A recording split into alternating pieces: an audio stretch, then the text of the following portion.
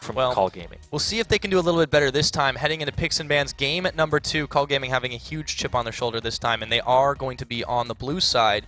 They will have first pick ability, but I mean that is definitely something that has to weigh on their minds pretty heavily. Yeah, they are going to have to think really long and hard about this champion select for themselves, and hope that Lucid, you know, maybe he's been playing some Rengar himself, maybe take it away from them so they don't have to ban it, because you have to ban away Sheep's Thresh every time that you play against him, because he's going to pick that champion up so quickly. Yeah, there are a lot of signature picks on the side of Coast especially, so they're going to be targeting those. And you can't. This is one thing to their credit, they're not jumping the gun here and saying, oh, we had to get rid of what was scary in the last game, which is something we saw in our first set today.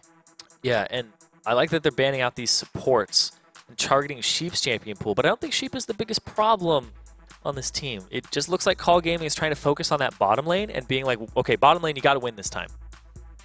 Well, they definitely want Rocket and Stunt to maybe do a little bit more, but they were playing fine for a while. It's just the real big difference there was Impaler. The fact that Jez's went, you know, dead even, that was completely fine. They just said, okay, we'll deal with that later. Environmental's not going to scale incredibly well in Karthus anyways. We'll be able to just overpower them, and they did. Yeah, and Impaler's like, I'm going to take your red, trade you a dragon, then I'm going to go top, get a turret, get a kill, get all these different things. So just sacrificing the dragon for actual like trades instead of just doing nothing. It's a really good move there. You know, all he has to do to up his play is be in a position to contest those dragons. But it's still like those early game dragons, right? Like his team was not at that point where they could win the level 6 fight just yet. So it's just one of those things. Yeah, the Rumble ban away is probably a really good thing too. You talked about him a lot more than I did, but Chris was incredibly potent on those equalizers. Really made the most out of every single one of them. It wasn't just the shockwaves. They had so much burn damage over time. And the fact that he was able to get to a really strong point before the Aurelia, he was able to, you know, pretty much overpower in lane, especially with a little bit of help from Rengar. Yeah, it was definitely Impaler chasing down Dark Blight in that top lane. And the fact that it was Aurelia versus Rumble, their spikes are very, very different.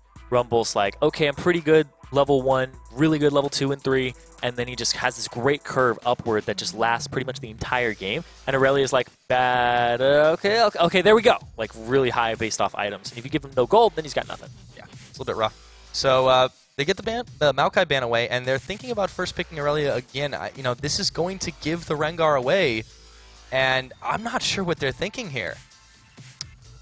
I think he's just hovering it. I don't know if he's going to take it. I don't think it's a contested pick for the most part that they have to worry about. There are a lot of top lane bans here, but I still think, like, when you pinch that champion pool, there's still other things in the game that are very important that you need to consider and think about. But it looks like that's going to be it, I guess. Well, yeah. So should be a pretty no-brainer here. I'm surprised. Yeah, I am very surprised they let that champion through not once but twice, and Impaler had a field day last time, so we'll see what he does again. Likely on it. I mean, he could go for something else. He could pick up Lee Sin if he wants this time. He's definitely got a pretty wide champion pool. You think he's going to pull out the Lee Sin instead of the Rengar? Because he wouldn't have to show his Lee Sin play in this round. I think he'd just go for another Rengar game and set themselves up for another composition pretty similar to what they did. I think Chris, he can play whatever he wants top right now because 4 champions have been taken out of it. He still has his Mundo if he wants to go tanky. He still has his Scion that he could pull out. It's true. He's also got Riven, which is one of his favorite champions. He's got Lulu, which hasn't been too much in the meta, but I still feel like the fact that they kind of clench down on that champion pool, but there's still a lot of things there for Chris, is a big sign of champion pool differences here, especially if you're first picking it as Call Gaming. Yeah, so the Rengar, as you mentioned, they're hovering it right now, and they do lock it in very quickly. It's thinking maybe they could wait until next round and just say, hey, you know, take Lee, take Rengar, we'll take the other one, that's fine. But they go for that one, and they pick up Nami as well for Sheep. And yeah, with the support pool being relatively drained, they also grabbed that one away. So I am very surprised that Call Gaming made the choice that they did so far. Yeah, Call Gaming's pick ban at this point is looking really strange because top laners are typically things that you want to just get power picks on. Aurelia is not really a power pick, and they had it last game, and it wasn't really a big source of strength for the team at all. In fact, I would say it was one of the weaker parts of their team when they had it up top and it was just getting picked on very easily. Yeah, it's very, very strange that they opted for that extremely. And not only that, it's not even like the most played champion in Dark Blight's inventory. They seem to have some particular strategy about it, but they haven't been able to execute it so far. So the real key is here, what do they answer with? The Braum is being hovered, and they instantly lock in the Rammus for Lucid. Yep. So this is interesting. So last time we saw Rammus in competitive play here is like Worlds at 414. And then since then, he's gotten buffs to Power Ball and Defensive Ball Curl in terms of they have the 1 second overlap between each other when you cast them. And his win rate has just gone up a lot. Even in solo queue, he's sitting about like a 56% win rate across all ELOs or all MMR. The win rate's pretty okay. Yeah, his win, pretty okay. Just a bit. I didn't see it until a second after. You and Freak are rubbing off on me, apparently. I had to say it out loud to hear it. But yeah, no, his win rate's pretty okay. Just a bit. A lot of interesting hovers here for Coast as well. I don't think they will lock in Blitzcrank. I mean, no. Probably not, but they're just going through champions at this point. There are a lot of options. I do want to talk about what has been locked in, and I like the Braum for them. I do also like the Rammus. I think that Rammus is a champion that we're probably going to see more of throughout this tournament as it progresses on, because he's one of those champions, one of the junglers that people have been like, okay, we've got these top 4 or whatever, and he's like 4 or 5. He's like right there. He's really, really good, and people who actually practice him and realize this very early on are higher like risk-taking players who like have a lot of time to grind solo queue. And they're like, you know, Sheep has probably been playing some Soraka and things like that because he has time to grind it. And he's like, this is really good. So you have really good game sense. You'll know what junglers or supports are good. You'll start grinding that out so you can help your team. So you kind of figure out what the best champions are before everybody else does, and then you just bring those to the table and be like, how do you deal with this? Yeah, that's how you evaluate and create the new meta. So innovate. Yeah, with Lucian locked in, Malphite. You know, we mentioned there were a lot of options for Chris, despite the fact that there was kind of a drain on the top lane. Yeah. And you gotta take Orianna. Yeah, I think it makes the most sense at this point. You have to take Orianna. Well, it combos so well with what they have. Yep. Every one of them has a gap closer or a way to really get involved in a team fight. But they're thinking about Ahri. I know Environmental could play a really, really mean Orianna. Well, I know that he plays a really good Ziggs, and it was banned last game. It's true. You know, the Ahri, I didn't think that was going to come through because Jez's will just, you know, that's one of his main assassins. But I think he's just going to go with Orianna here. Like, if Coast are just like, okay, we can play Orianna Rengar again, and not show too many cards before the next round, if they 2-0 here, they're just like, okay, that's fine. Well, that makes a ton of sense to them. And Call is kind of looking for something a little bit different in their composition, and I think it makes a lot of sense because it clearly didn't work last time. Again, they gave up the Rengar, but we'll see how they do here. There's a lot of defense and protection for the squishy carries. I think there's some chase potential here with the Sivir ultimate as well. And last pick over for Coast side, this is going to be interesting to see what they take. It's definitely not going to be Pantheon, but yeah, they have never say never, man. Oh, okay. We have seen mid Pantheon before, actually. Yeah. It's a little rare, but Shao Shao. Yeah. Did that game? They lost. Yeah, that was. They did. That was a very weird game from them. There have been a lot of weird games this year. Yeah. Well, yeah, might happen. Yeah. Well, Jez's on Ahri wouldn't be too terribly bad in this particular composition. You know, he also plays that a lot. It would turn it into a little bit more of a pick comp, which still synergizes with Rengar. He's got a lot of potential with him in synergizing with different mid laners, and they are going to go with that. So the fact they didn't take Orianna away from on either side, it's actually a little surprising to me. She's been picked pretty much every game today, almost. It's very close to being like that. There's very highly contested mid laner between almost all mid laners in Challenger. Yeah, and sometimes it's one of those feel it out mid laners. You want to pick somebody who you know is going to be safe no matter what. There are very few Orianna specialists, but it's like first grade mid lane. You have to learn how to play Orianna. First grade mid lane. Well, maybe second. She's extremely safe, scales up, but she's not in this game. So we're going to talk about Ahri instead. Ahri's got more pick potential here, and this team composition from Coast looks a little bit like more of the same with some Wombo, but different mid laner here, more pick oriented, more assassination potential, and then the side of Call Gaming, you know, once again, they have a little more wave clear this time though, so Ziggs is definitely going to help them out. Yep. Well, with all of our picks locked in, we'll be loading onto Summoner's Rift in just a moment. But remember, keep tweeting us out at LOL Esports using the hashtag LCS expansion. Want to know what you think? And of course, predictions and previews for tomorrow's games as well. So keep hitting us up on that. Start a conversation. Keep it going, rather. Yeah. Even tweet the 2 teams that you think will make it all the way to the LCS. Our potential LCS. Who you'd like to see. hashtag for that. Yeah. Potential LCS. Hashtag LCS potentials. That's a long one. But okay, that'd be good too. No, that's too long. Anyway. All right, fine. Let's cut it down. Yeah. We'll send it back. Hashtags are easy, though. You can make a hashtag of anything. Hashtag? Hashtag. That'd be pretty terrible, actually. But try. Man, hashtags are going crazy today. Hashtag. Oh, man. We've just had a tweetception. Yeah. I think. Oh. Yeah. Yeah, there's just happened. You could go pretty deep on those. You could be hashtag my hashtag. All right, well, now that my brain hurts, we're loading up into the game. Call Gaming has a chance to come back into this one, but they're going to have a pretty far climb if they want to make this one. So Coast looking like they know what they're doing. They are starting out in a pretty powerful position here just after the results of last game. And do you think we see anything early out of Call Gaming? Because they did pick a fairly unorthodox comp. Yeah, it's a little bit spread out all around here. Again, Sivir, not really like a late game beast. She does bring utility to the team in terms of movement speed. But then the Rammus, another R jungler, the Rammus has very like kind of spiky, like just like his back. His back is like his power spikes, right? He's kind of like, okay, I'm kind of weak, level 1, but then I spike up, and then boom, boom, just back and forth in terms of how strong or like mid he is in terms of power. Ooh, environmental, taking a lot of damage already early on. Yeah, line of scrimmage though, otherwise, it's really just going to be if you can land a couple of poke shots and what your ability to dodge those early ones are, and we'll see if there's any opportunistic moves. But now, Impaler and Chris looking to double up with Jez's here, see if they get a little bit of vision over at the blue side, see what the jungle start is for Lucid. Yeah, they're going to have complete information of that, knowing what side he starts on, and that's also really bad for a Rammus. Because when Rammus doesn't start blue, it's a bit of trouble there. Rockin. Yep. It's actually apparently pronounced that way.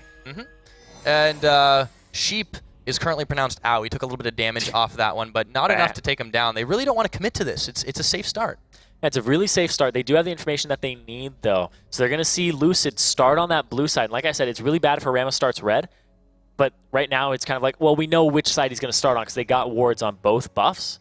So he's just going to say, you know what, I have to start at one. I'm going to start the one that's better for me. And he starts at the blue. So they're going to know his route is blue-red, somewhere mid, somewhere bottom, within that 3 minutes and 30-second window. So Impaler will be able to be on that side of the map, or he can mix it up and just go to the top. On the other hand, though, Rammus can get around pretty quickly once he tucks into a ball like there. So they have to know, and you know, he may not have the best clear time to compensate for that, but the fact that he can really be anywhere, this is why we've seen Rammus as a potential jungle pocket pick. Yeah, he's a jungler that we saw a little bit of at Worlds. He's been buffed since then, too, as you mentioned. So, I mean, he's even better in that regard. But right now, he is more interested in kind of clearing out his own jungle to start things off. Rockin' not sustained up just enough yet, but he is up against the Lucian on MASH, so it's kind of a rough lane for him anyways. Yeah, and MASH didn't really have one of those lane bully champions last time. He was Graves up against Lucian, and now he's on the Lucian side, and it's one of his favorite champions. Every time I watch MASH play, he loves like the Corki, he loves the Lucian. He does play some Tristana and hyper carries as well, but the fact that people are coming back to these champions is really big for him because he loves that early game aggression. Yeah, and it's definitely starting to favor him in the way the meta is shipping up. So now Impaler level 3, double buffs on. He's looking for anything here just to get a little bit of vision out. I don't think he's really the type that's going to go counter jungle right now, especially just because Lucid really could be anywhere. You can't really find him, and you're not going to want to take down a Rammus to start it off. The claws don't do much against the shell. No, not at all. The defensive ball curl helping him out there. Rammus has been around Predators before. He knows this fight. Well, he's going to power ball into the mid right now and might find himself Jez's, who's staying pretty far back now. He has to dip away. Bit of bad timing there. Rammus is one of my favorite champions. Just, oh, really? I love him. I love him. All right. I love him. Because every time I play him, I just walk around and go... So he's a motorcycle. That was a really good impression. Oh. Then you don't do the voice, do you? Then you come in and go, okay. Just hit somebody, taunt them, okay. You know, you could just probably do that for the rest of the show, and I'd be okay with it. Oh. You'd be okay with it, but I wouldn't be here tomorrow. Well, then I wouldn't be okay with it. Exactly. All right. Well, I guess we'll have to pass on it, but everything's starting off nice and slow here this game. We've got pretty much just standard lanes, no jungle intervention as of just yet. I think Lucid would be the type to make these early plays, but he's going to walk, unfortunately, on the edge of a ward duration, and that's going to be a pretty big telegraph right there. If he watches it die. Back off. Oh, now he knows. He's like, oh. He knows they know. Okay.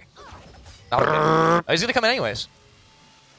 Or not. Into the brush. Here we go. Going to try to make something happen. Dashing away already. Has to back off. He's done. Yep. He's like, how was that gank? I can't, guys. I was in lane. I helped. But the lane pressure is something that is important sometimes. Like, people always talk about just the jungler showing up, but he wasn't relieving pressure there. He was actually applying pressure to a lane that was already pressured in. He got nothing for it there. Yeah. I think it makes sense that Call Gaming is playing it out this way and to begin with, just because of the fact that they have taken such a massive beatdown in that first game. They're trying not to give up any early leads. If they can sustain it out to that team fight phase, they're confident in that. That is their win condition, and we'll see if this continues to go that way. You know Coast is going to look for an opening, but they are kind of just coasting right now. Yeah, they're just trying to get through this early game. They're like, okay, you know, they don't have Rumble. Malphite turns on a little bit later in terms of what he does for a team fight. So Orianna's like level 6, and we're all good. Ari's like, okay, let's wait until at least level 9. You know, I can get some kills at 6, but I have to land my charm and then get the Spirit Rush off. But level 9 is around where Ari's got a ton of kill potential, and you guys will be around Dragon. Yeah, want to wait until they get up to, at the very least, using the ults. It's still very, very early in this game. But again, one of the safest starts of, I think, any game today. Yep. Actually, we're in for a very late Ursa. Oh, he got him. Environmental, that's quite a lot of poke. And even though they were even level, they couldn't even up the damage. Lucen going to help out, clear the ward. Yeah, like I said, you can do a lot of damage, but you have to land that charm if you're a pre-6 Ahri. And then after 6, you're like, okay. But then when you get to level 9, you don't always have to land the charm to just blow people up. Yeah, absolutely. And it nearly was able to, she was nearly able to take him out without all of that. And if he'd had 6, I think that would have been a very different story. So now they know that Chris is on his way down. Darkblight has to have told his teammates in comms that, hey, wait a minute, we're suddenly missing a giant rock. Where'd he go? He's just sitting still. You know, Remus isn't the only one who says okay. Malphite's a pretty big fan of that phrase as well. Yeah, when you tell him the movie, like, okay. I think they might be related. Oh, man. Those are, like, how closely related? Well, it's an armadillo and a giant talking rock. Boulder, excuse me. Shard of the monolith? I don't know. Distant, maybe? Distant. Okay, distant. I was like, that'd be some weird parents, it's like second cousin twice removed kind of stuff. So they're related, but they can still get married. That's the kind of... Depends on what state you're in, actually. Anyway. Yeah. Darkblight is having a little bit of trouble with him, but he's still been able to keep on the CS. I mean, it's a flash battle. You're not going to see a whole lot of action there, especially on 2 later game champions as well. So it's all about the sustain, and that's the name of the game right now for Call Gaming. They want to last through this laning phase, but Coast is perfectly happy to play that. They say, that's fine. Doesn't matter what time of the game it is, we'll beat you anyways, and they're just playing it out that way. I'm still just thinking about them getting married. It'd be female fight. Oh, God. I got you stuck, didn't I? And I guess it'd be... They'd both be okay with it. Yeah, they'd be okay with it. Yeah. How do you feel about Walker? Yep. Something about a dead horse and beating it. I don't know. Anyways, Sheep and Nash are on the move. My brain got distracted. Regardless, Impaler, he's looking for an invade here. Yeah, they, you know, I think they saw this one coming. There wasn't any warning, but there was a pretty good sense that something was happening. Lucid is kind of rolling on out of that. And they're waiting for him to come back with the red buff, but... Yeah, when the bottom laner leaves, and you're just like, oh, where'd they go? Dragon? No. Bush? Probably. Yeah. Not going to get anywhere near that one. And it really... Oh, Lucid's like, I'm going to check this. Oh, he doesn't want to. He doesn't even go inside the bush completely. He's like, I don't want to know. Yeah. They could just have it. Just take it. He's going to have to give that one up. Take it and leave. Wow, Chris is proxy farming here, and there's really not much Darkblight's doing to respond to it. Well, they might be able to collapse on him now. Doesn't matter how tanky he is. They're sending 3 members his way. 4. So Chris, yeah, 4. I mean, this is a pretty big move right now, and he's still staying alive, walking it out, and they just couldn't quite get the angle on him. Oh, Chris up top. Okay. I saw 4 people down bottom, and I'm just like, well, there were 4 people down bottom. That's going to send 4 to this dragon. Yeah, it the is 3 happening. up top. Chris saw them, and that's just exactly what Coast needs to bounce off of. Yeah, and it's actually very good. They didn't give anything up for this as well, and a pretty big wasted effort for Call Gaming. There is going to be this dragon. It may be taking a little bit of time, but all the same, they're able to get this one out. And now Impaler's going to be able to hand off that blue buff in the first dragon of the game, going over to Coast. And you know what?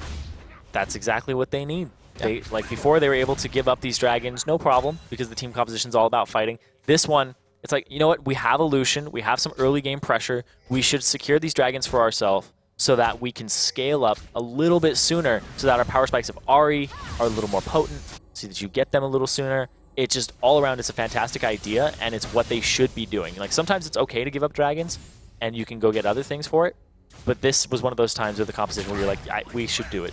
100%. Now, Rocket and Stunt might be caught a little bit here. They're not going to see Impaler, and they do get the warning signal. Oh, here comes the ultimate. There's the reverse. Ram is coming on in, and he gets Sheep. They caught him. This might be one pickup, or maybe not. It is going to be first blood. At 10 minutes in, it goes over to Stunopolis, and he nearly gets answered back. Impaler having to flash away. Darkblight sensing the blood in the water, goes right after him. Yeah, wasn't able to kill that minion with the Blade Surge, so he didn't get a reset on it to jump away, and that's going to be Chris just getting some alone time with this top turret. Yeah, I mean, a pretty big play for Call Gaming, but, you know, they're not going to get off scot-free from it. As you mentioned, Chris is able to ulti. Pop this one down. Environmental, yeah. No, he's not going to throw it up top to clear it. And Malphite's just getting some alone time with that turret. He's like, hey, I'm a rock. You're made out of rock. Well, you think they'd be friends then? It'll work out. No. He's angry at him. Oh, okay. He's trying to hit on that turret. Hey, in the middle of a game, man. Get it together. I thought rock beats scissors, not rock beats rock. Sometimes you smash them together. They beat each other. Make sparks. Yeah, it's a question of when you use that ultimate, and, you know, one of the reasons Ziggs has not been seen as much in play lately because of, I forget which patch it was, back when they did nerf his ult. It was quite a while ago when they gave it a, you know, non-scaling cooldown. Have to make choices. A lot of things like collision radius of his Q as well. Yeah, that's changed over time. It's made him a little bit less popular, but Environmental's playing him very well right now. It's, you know, granted he definitely has a lot of range on Jezz's, but he was able to get away during that level 5 close call.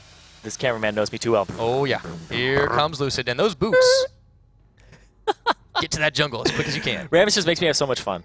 Mm-hmm. I could tell you're having a good time. Oh, yeah. Yeah. I don't even care what game it is. I'm like, there's a Rammus in it. Yes. Mm-hmm. It's the same way I feel about Jinx. That's why I was so excited when there was Super Mega Death Rockets. Oh, yeah. Man, I got a pass with Rammus. Mm-hmm. Season 1, man. Yeah? Back in the old days? Mm-hmm. All right. Tell me the story sometime. Yeah. We're not in game. Some other time. Story for another time. You're right. Mm-hmm. So Chris is going to go get some ward coverage for himself. He has the Frozen Heart already completed, which is a great first item up against that Aurelia. You're going to slow the attack speed. You're going to make it so that she actually descales and that her Trinity Force spike isn't as powerful. Yeah, and that's a really useful first item just also for the cooldowns as well. Chris can get involved in the fights very quickly, and I mean, that's just a massive item for him. They've got a lot of things they could take on the map now. No towers on either side, just one kill. It has been a very, very conservative early game. And MASH playing this out, dodging the skill shots almost perfectly. We haven't really talked much about this bot lane because other than the Rammus gank, there really hasn't been much to tell. Yeah, and that Rammus gank was pretty much just motorcycle sounds. Wasn't telling much of anything. No, that was exactly all it was. But it was appropriately describing what happened. Oh, yeah. No. If all I had to tell you about a play was you'd be like, oh, I know what happened. Just going to try to tank this, use the minions for the extra regen. Look at that turret so low, it's going to fall down. Chris still has ulti. Yeah, he does take a couple of shots, and he's going to do it. Unstoppable Force, Darkblight's in trouble, Blade surging away, and now it is a game of cat and mouse, except there's a rock involved. And Darkblight, see if he can get away from that one, can't escape the Q, and there he goes. Hey. Her blades are like scissors, rock beats scissors. Oh, there you go. Boom, right into her chest. Okay. That's where the scissors That's pretty brutal sounding. I know. She's got one of the most gruesome death animations. I love it, though. So Chris, great solo kill in that top lane. Used his flash. Darkblight didn't use his flash to get away or dodge the Unstoppable Force. Yeah, and I think it's good to keep the flash in that case. He probably wasn't going to be able to escape it very easily once he already had seen that he was getting tracked down there, the shard. So Impaler and Jez is looking to make some moves into this jungle as well. Coast knows they have a little bit of an edge here towards this mid game. He's going to get a jump on. Lucid has to know there's a Rengar in the area, but it's red buff he's interested in, so he will be going for that one. And he's doing a pretty good job at stealing this one away. Yeah, Impaler puts a lot of emphasis on these red buffs. Like, I don't know if Broken Shard was his dad, and he's like, you killed my daddy every time. He's like, we'll give up a dragon for this red buff. It's fine. Rammus is over the wall. Let's go for this red buff. He's made it work every time. Oh, yeah, because he's a Rengar. He loves that buff. He loves slowing people down after his ultimate, or at least just perma-slowing them after he gets the root. It's a great decision by him. Yeah. Now, Lucid seemed pretty unperturbed by the fact that, you know, he had that exclamation mark on his head for a second. He knows Impaler's probably still around, but he's getting into the lane right now. Stunopolis is already backing away. So is Rockin', but they will be giving this tower up if they do back away and don't have any defense, so they're going to cancel that one. He's just hanging. Impaler is basically living in that jungle, but here comes Lucid. He's not going to get the inside route on that. It's been hard to get those lane ganks going, and, you know, to the credit of Coast spot lane, they've been protecting it incredibly well. Impaler. Oh, Environmental's going to run straight into him, and I don't think he expected that one. That's going to be a big pickoff. He does go down with a bang. Maybe not just yet. He's still hanging around. Impaler getting taunted on Lucid right now, and he's going to finally go down. It's a 1-for-1 trade mid for jungle, and the rest will walk away. That last time that he tried to jump onto Environmental, the satchel charge went off and knocked him back. It's perfect. Yeah, really good. Oh, Lucid, he's going to be able to get in there. Jez is in trouble, having to burn his own flash. Heals up as well, and they're going to take this fight. It's Chris taking down Darkblight to start that one off. They will also find Lucid on top of it. The Dragon is angry. Get out of my pit, but they're going to be not done with him yet. Stunnopolis will be falling down. A double kill going over a Mash, and just like that, they find themselves 3, and they're going to get the Dragon. And Impaler's up just in time for it. He's going to have to walk all the way back, but it looks like it's just going to be Coast Dragon again. There is Rockin right off on the side, though. He could do something to try and steal this, but it'd be so tough without actually getting in danger. Yeah, he's going to try. Whoop. It wasn't even in range of that. Who needs a smite when you've got that damage? Yeah, when they don't have any members there, you definitely don't need it at all. Like a really good job there from Coast in that fight. It started off with a pick, Environmental just face-checking the bush, Impaler living in the enemy jungle, just making them make hard decisions, is what a jungler should be doing. Yep, and you can see that lead slowly edging up there, 4,500 gold, 16 minutes, and it just started getting blown wide open after that fight, so Coast feeling pretty confident they can keep going, and how about Chris? Those unstoppable forces have just been really crazy. Yeah, his unstoppable force usage has been really good this game. Chris is a really good top laner. I think he's at least top 2 in this tournament, possibly top 3. Mm-hmm. Well, and Malphite is, you know, an option choice in a lot of cases, too. You want him for that ultimate in particular, but also for the fact that he's going to sustain perfectly fine. And, you know, it is a shutdown. Darkblight first picked this Aurelia. But there we go. Again. There it is. Pretty low cooldown on that one, and I don't know if Environmental is going to be able to get away. Mid-satchel jump. He's going to get popped by Jez's. Takes his second kill of the game, and Coast 3-manning up this mid. They've only got 1 minion there, but they might be able to poke this one down. It needs a stiff breeze. They Pretty sure it over. Chris was sitting there with his ultimate. He's like 3, 2, 1, and that was the cooldown of the ultimate. As soon as it came up, he was like, boom, I'm gone. That's the Frozen Heart's going to do for you. Yeah. Frozen Heart giving him that extra CDR he needs on that Malphite and just making plays across the map. Well, not to mention there's a solid amount of attack damage as well that negates and disincentivizes them to really attack him, and that's all they can do because of how much gap close he gets off of that. So it really is an incredible combination there that they've been using. So Stunnopolis is going to find Sheep here, but he doesn't quite have the damage. Gets the stun up, but the bubbles up as well. And now with Mash in the picture, I don't think they want to take this one. The lane continues, but it's a little bit wonky now. Well, red buff on Mash, so he's going to get a little bit extra damage there on Stuntopolis. Yeah, this tower's pretty low as well. Yep. I think they need some help from Lucid right about now, but he is en route. He has been trying to favor that one, but, you know, for all of the motorcycle noises, he hasn't quite gotten too much more than that one pick. And now, Chris still doing the best he can to push some things out. Lucid puts a lot of emphasis on this bottom lane in terms of his ganks.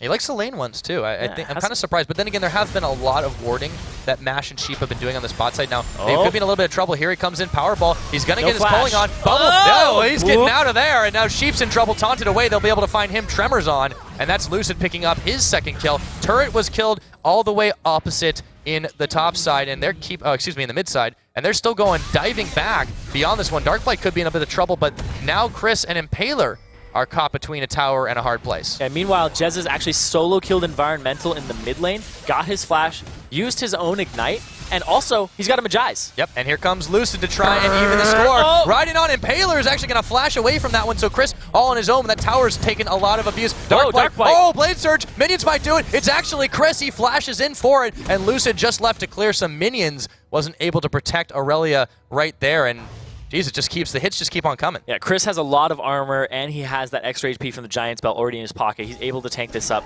Look at that. They might have to sacrifice this blue. Yeah, I think so. Lucid is certainly not having any of that. He's trying to chase them away from it. But Darkblight, despite the fact he just picks up his finished Trinity Force, he's got that power spike now, but he's so far behind compared to Chris, and that's just not what you want, especially considering his last performance on Aurelia was similarly not very good. It's a first pick, too. Yeah. It's a champion that they first picked for him. So it's one of those things where the champion pool and the comfortability on the champion, having it first pick, like first pick should be an emphasized champion that gives you a power pick, like I said in Champions Select, and I don't think this is one of them for the team of Call Gaming.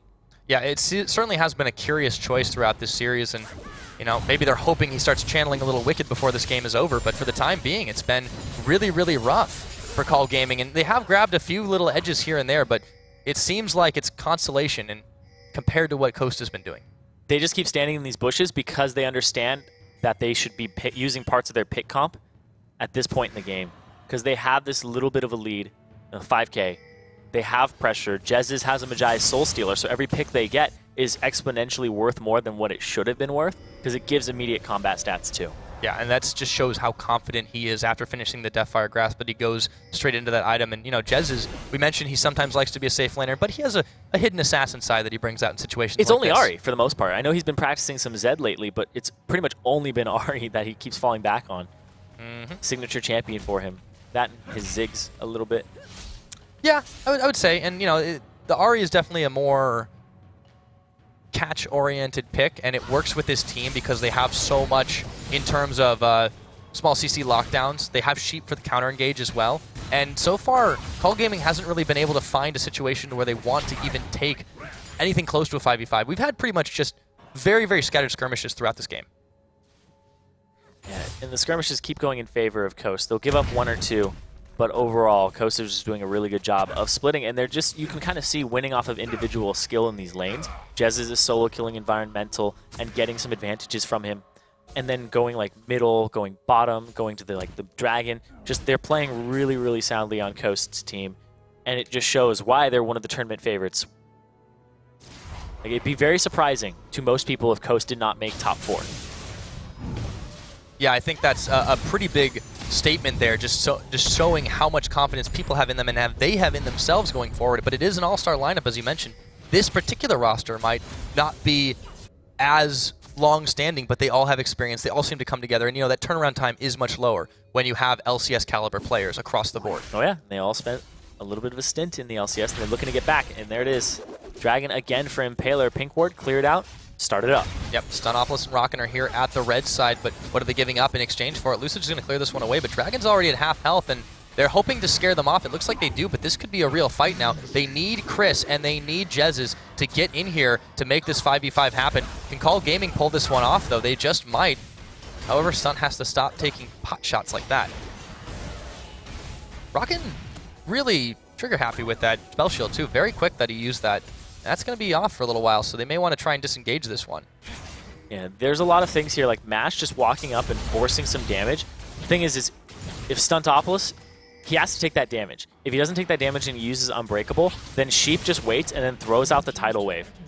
Because Stuntopolis, he wants to save that E for the ultimate. We're going to see here. Here comes the Rammus, but also a TP behind him. Chase. Mash, he's in a little bit of trouble. There's no power, but they do jump onto him. The taunt is out. They've got the Glacial Fissure. The bomb is up as well, and this is going to go a little bit crazy. Mash is down, but what else can they do? Looks like they might just walk it out right now, and Darkblight looking for Sheep for a little bit more. DFG, they're going to blow him up. That's Curse. Chris happening big play on that one, and now Chris is still going forward. They might have turned this one around. They find themselves atop in jungle. Stunopolis trying to tank up all the damage he can. Unbreakable, not anymore. It's a double kill. Going over to Jez is now rocking Environmental. It looked good for them at start, but it looks like it turned around pretty quick. Yeah, it looked like it was going to be a really good fight for them, but then Call Gaming kept going with it, and Lucid flashed forward, got picked off. Darkblight ended up eating a DFG, and then just the remainder of damage from Jez's, and that's going to reward Coast with a Dragon right after that. And even more kills on top of it. Again, they had one good play, but they overstayed, and the Cavalry arrived. Coast just coming up and cleaning up,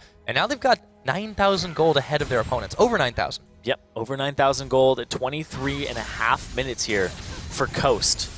Yeah, a big up for them right now. 3 towers to 1. It has been difficult for Call Gaming to really find much in terms of objectives. They have been getting picks here and there, but again, it just seems like what they do is too little. Yeah, and once again, Jez is going to have even more stacks on that Vajay's Soul Stealer. Yeah, going to be pretty difficult for them to get past that one, yeah. And the Rabadon. Now, I mean, 5-0 on Ahri is crazy enough even without the items. But you've been seeing how he's been able to melt through those health bars. And, you know, no one on Call Gaming has really stepped up immensely. I think the closest you've got is Lucid. He's done a pretty solid job where he can, but it's difficult to carry the game off the back of a Rammus. Yeah, Rammus is extremely, like, he doesn't carry the game. He sets people up. He's a facilitator. You're never going to see a Rammus, unless it's like a full AP Rammus, just run into people and be like, ah, you're dead. Well, that would be something to see. On the other hand, they have a good stall composition. You have Environmental on a Ziggs, and that is one of the best anti-siege champions you can pick. I don't know how much use they're going to get out of it, though. You know, it is a pick and engage composition here from Coast. This team likes to go at you, and they don't like to stop. Unstoppable Force, then the On the Hunt. It's properly named ult. Yeah. Well, they are trying to angle in for something they can get here, but Darkblight on the wrong side of this one. They're going to get a little bit more vision in this jungle, and they are looking to try and crack the outer inhibitor shell, or outer turret shell, excuse me. And I think it might be a matter of time if they can push in with decent wave. There's a pretty big one growing on the bot side, and they have the option to move there. Really nothing Call Gaming can do but try to defend. They're just on their back foot pretty much this entire game. They put up a little bit of resistance here, but that's just because Coast doesn't have as dominant of a mid-game team as they did before. But now, at this point, just the 10k gold advantage might be enough for Coast to just push this game out with a 1 or 2 good fights. They're just going to keep getting objectives off of good rotations. Now, Impaler, he has the Thrill of the Hunt available, ready to come around. Yeah, should they need him for the time being, they're happy to just try and poke down this tower. They have to deal with Darkblight sooner or later, but it's a little bit late for him to be doing that. The teleport is up for him. They don't have one for Chris. Here they go. Excuse me, they're going to go for this one now. Impaler jumping on Environmental. They go for the backline dive. They didn't quite get what they needed. Rockin', though, is pretty low, and Chris is in the middle just causing havoc right now. The tower is making him pay for a little bit there. Jez is trying to get the assassination. Doesn't land on it. The Big Mega Inferno Bomb coming out, but Chris is still staying alive, and they managed to take down Stunopolis. Mash, they might find a little bit more. Jez is, wow, Rockin', he's already down, and they have to be careful here. Coast is low, but they have the number advantage, and they just fight that much better. Impaler ended up missing the Bola Strike there, and that had the follow-up fail as well from the Unstoppable Force. Mash is a little out of position, but they catch Lucid. Yeah, that's what happens when you get charmed up, and now Mash gonna almost find Environmental, but hit Darkblight, and he comboed that one up, and the burn just wasn't quite enough, but still, they find 3 for 1. I guess they don't need towers. They got kills. Nope, they went for the kills anyway, and they got them. Ooh. Man, that fight before was really sloppy from Coast because they missed a lot of things, but it still worked out for them because of the gold lead that they had. If they didn't have that gold lead, if Chris wasn't 4-0 and 6 on that Mal fight, it would have been a completely different fight. But, you know, they set themselves up for it. Yep. They definitely wanted that one, and you could tell that it's not just the fact that they're very far ahead. Again, some of these members have not played with each other, and despite the fact that they are very high-quality players in their own right, sometimes the comms aren't really all that evolved just yet. They need a little bit more time, and that is one of those rare situations where you see that kind of falling apart a bit. Well, we also saw it when the Nexus in the previous game was open and Jez was the only one attacking it, and Mash was already back towards that bottom lane tier 2. It was one of those situations where the comms and the decision-making seems to be a little bit more of a collective thing for a bit. You know, communication does break down sometimes, but when you have one decisive shot caller, they can work on that. But this is also, this is Coast with some new members. Yeah. This is a team that is not, again, not all of them have been together that long despite being very experienced overall. If this is how good they are now with imperfect shot calling and comms, how good can they get? The potential is pretty high. Looks like they're setting up for the Baron, but they saw Impaler on the bottom side of the map here. Throw the Hunt available. Yep. Lucid's going to go to the other side. They're going to go for this one. Lucid, he gets charmed up, but he's got his own taunt down. Jez's has to be careful here, just going to Spirit Rush away from this one. This fight's going pretty haywire. Sheep might be in a bit of trouble. He's down. It's Darkblight picking up the kill on that one. Lucid has already fallen, however, and it is a 1-for-1 support for jungle, however, and it looks like Coast still interested in continuing to engage. Impaler now with the 5-stack Ferocity. Mash going to continue to push out this mid lane. Mash has no fear for an AD carry. This guy wants to get up in people's business every single time. Yeah, he's got the mechanics for it. He knows how to kite people and outplay them. He's a very, very flashy player, but he's also very consistent in what he does. And he's not playing a duelist Lucian either. He's gone for the very conventional AD carry start now. Oh, Chris could be in trouble, but he's so tanky. It's Stunt, actually, who takes a lot more damage anyways. Can't smash down the rock as they are pushing him back. Environmental and Rockin' have come to the rescue as well, but it looks like we're going to have a bit of a wonky Baron dance, more of a two-step, really. Yeah, it doesn't look like anybody really has the Baron in their sights. They just have the fight in their sights, trying to just play around the other team. It's a pretense. Yes. And Dragon is now coming up just now. Impaler, already with his eyes on it, keeping the objective control for his team. Should be able to poke this one down pretty quickly. You see Lucid in the area, but no flash for him means there would really not be a chance for that one. Dragon's going down, and it is another bit of gold into Coast pocket. The map is looking really naked here for Call Gaming. Coast, they're getting control of all of these crucial areas that will have contests in them very shortly. Yeah, definitely a much more methodical game than we saw the last time around. Impaler, you know, clearly not just picking up everybody with Superman strength and running them into the enemy team and just pulling off the win on the top of that. But still, it's refreshing to see that they are able to pull off multiple styles of gameplay equally well. Lucid gonna clear this out.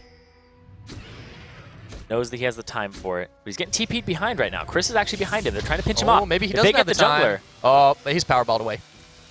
Oh, they might actually, if they don't predict where he goes. No, they're not going to go for it. Okay. But they did scare him a little bit. Yeah, scared him away. They clear out the ward.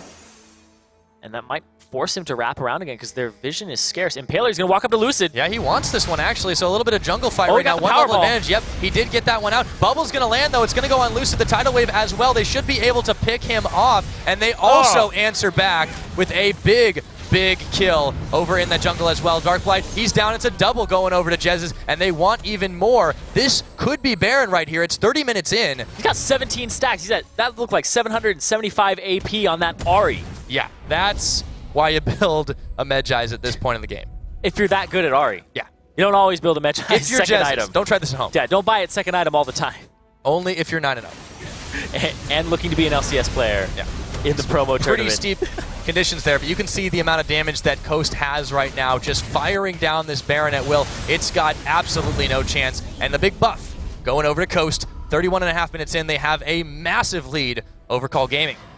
Massive is a big understatement. It is completely huge. I don't even know, like, there's got to be a word for it somewhere. Massive is ginormous. Is getting there. Ginormous, you got to make up words for this. Yeah, gargantuan perhaps? Gargantuan.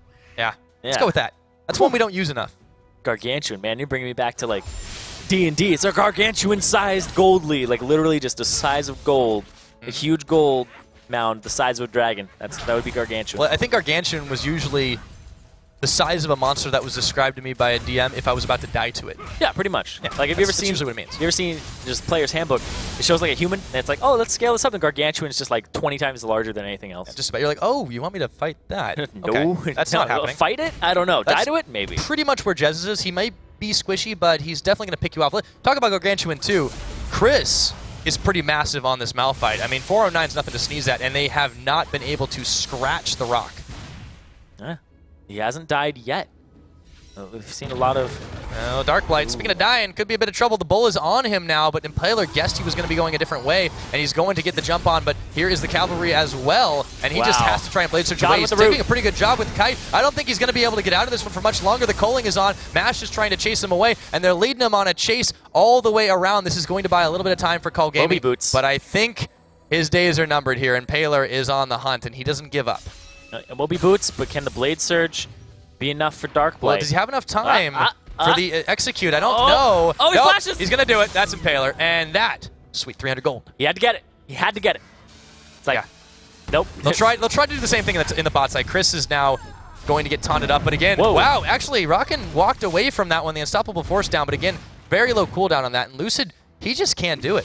Well, they just don't have enough gold in their pockets or combat stats to really fight off this Malphite. 409, and we've seen him stroll through towers before with the team on him, just completely just soaking the damage of it.